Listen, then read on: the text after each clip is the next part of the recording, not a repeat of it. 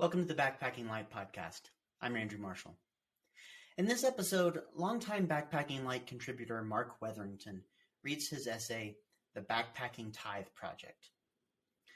Now, outdoor media, and I'm really including myself in this, has a lot of sins to atone for. Really too many to name here, but chief among them is this. We tend to focus on the big, dramatic side of outdoor sports. What do I mean by that? Well, thru-hikes for one. Fastest known times and first known routes. Stories of survival and broken boundaries. I think you know the kind of stuff I'm talking about. And it's easy to understand why if you think about it. If Homer had allowed Odysseus to make it home after 3 days of moderate sailing, it just wouldn't be as much of a story, would it? As everyone from Joseph Campbell to whoever recorded the Epic of Gilgamesh has observed, we just have a hankering for good, old-fashioned epic journeys. It seems to be inscribed into the clay of our souls like cuneiform.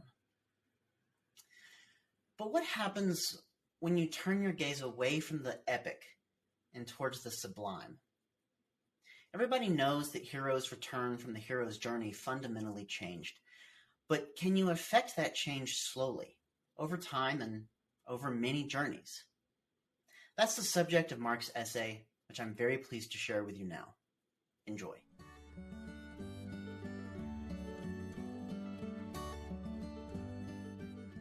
With the abundance of attention on fastest known times, calendar year triple crowns, and hiking on trails with catchy acronyms, it seems like there's a mold that many new backpackers feel compelled to try and fit into.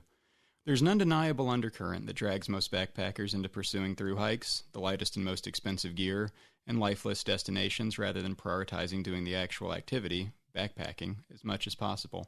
And if they're not doing those things, there's often a disconcerting feeling of not being a real backpacker. When I first started backpacking in earnest in 2007 as a college sophomore in central Kentucky, with gear cobbled together from my brief time in Boy Scouts and an oh-so-svelte Kelty external frame pack that I would load up to around 40 pounds for an overnight trip, the Appalachian Trail came up frequently in conversations.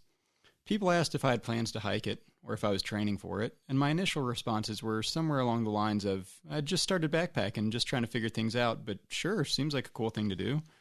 I read up on the AT and was simultaneously intrigued and intimidated. If nothing else, I knew within half a year or so that I was absolutely hooked on backpacking. At the end of 2007, I made the only New Year's resolution I've ever kept. I made it a goal to spend 10% of the next year on backpacking trips.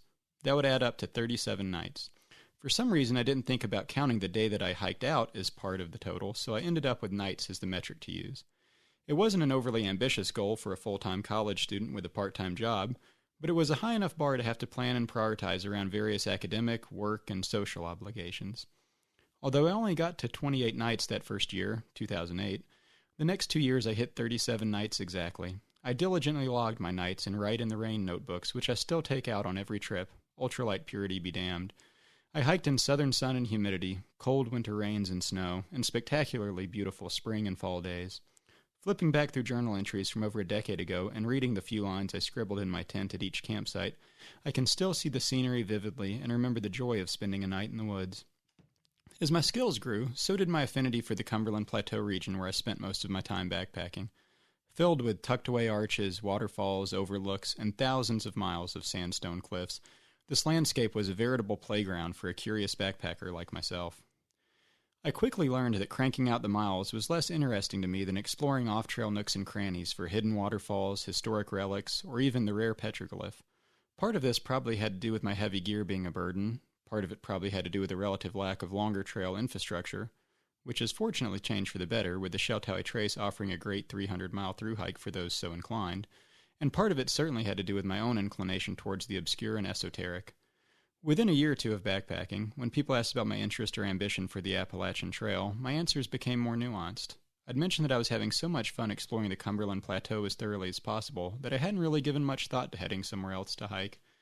If the conversations drifted more philosophical, I might even pontificate about how I was finding traveling near and deep as rewarding as I imagined traveling far and wide might be.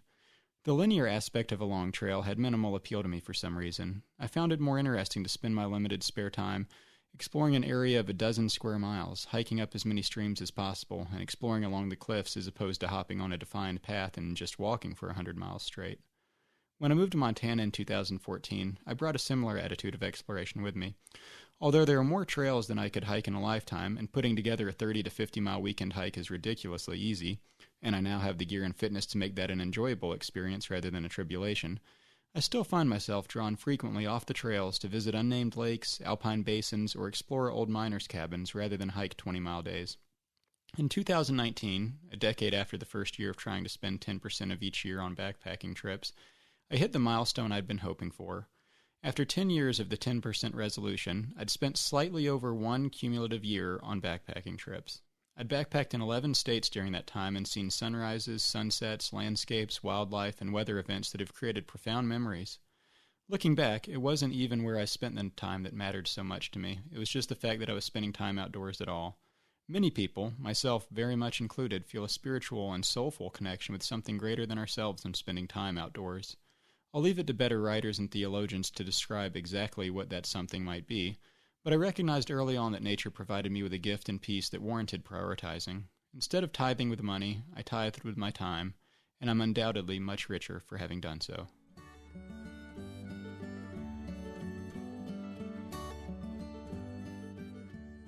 Well, that's going to do it for this episode of the Backpacking Light Podcast. The Backpacking Light Podcast is advertising free, thanks to the membership fees paid by Backpacking Light members. A BackpackingLight.com membership gives you access to 20 years of archives, forums, and online courses. And don't forget, if you're an unlimited member, you'll get the video version of this podcast for free as a part of your membership. So please consider supporting this podcast and become a member right now at BackpackingLight.com/membership. You can download the show notes for this episode at backpackinglight.com/podcast. And if you enjoyed this episode, please leave us a review. It does help other people find the show. Thanks for listening to the Backpacking Light Podcast. I'm Andrew Marshall. And I'm Ryan Jordan. And if we can leave you with one parting message, it's this: pack less, be more, because lighter is better. Happy trails, everybody. So I shouldered my backpack, walk away from the car.